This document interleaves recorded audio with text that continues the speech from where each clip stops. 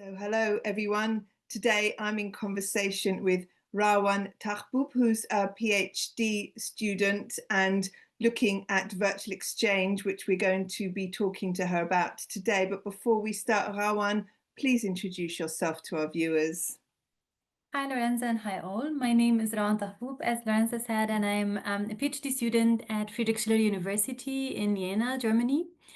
And I'm working on using virtual exchange as a mechanism for reconciliation and taking the inter-Palestinian conflict as my case study.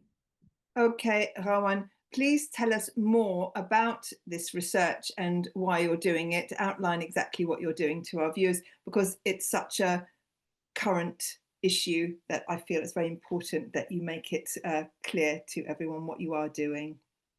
Yeah, so the idea came from the potential of youth to actually take active role in reconciliation or in deciding what they want in a Palestinian civil society.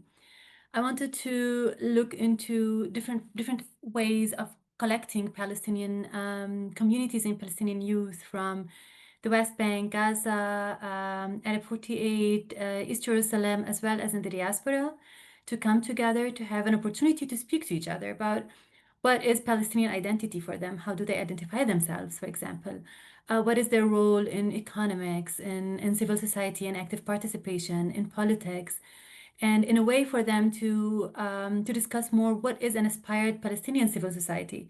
So we're not going into discussing how the state should look like, but how Palestinians should talk to each other, how they aspire a Palestinian state should look like, but in terms of focusing on the civil society itself. And where are you in terms of this identity, and what results have you seen so far? Well, we're just starting with the implementation of the virtual exchange. So 19th of October is the start date for our first Oh, iteration wow, of the soon. virtual exchanges.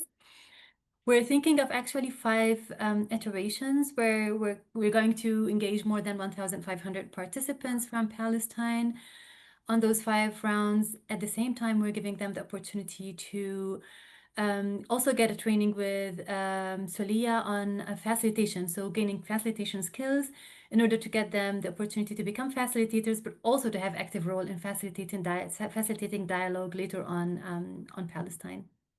You mentioned you're aiming to get 1,500 participants. So you're obviously not doing this by yourself, Rawan. You have a team with you. What's the structure of this project and this virtual exchange?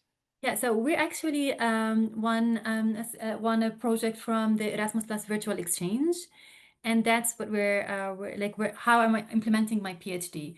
So it's a collaboration between Friedrich Schiller University, Sharing Perspectives Foundation, Solia, and Hebron University in Palestine.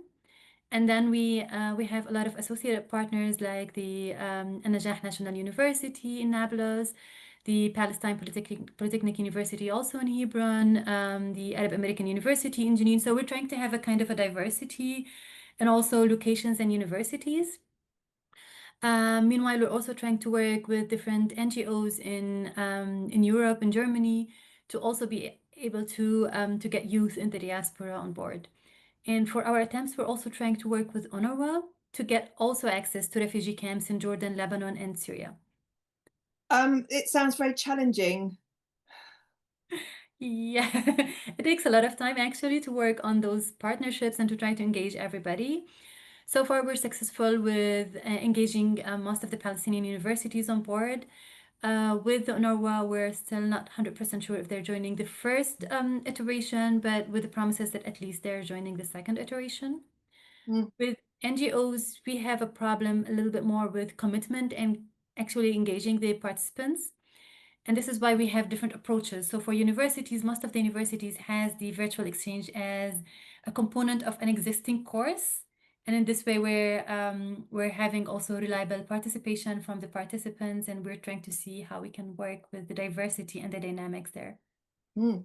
You mentioned you're looking at in your PhD is looking at using virtual exchange for reconciliation. I know you don't have the results yet because your first iteration starts next week. Do you have any anticipated results? Well, for like there are different things that I'm hoping for as end results, but also as empowering youth.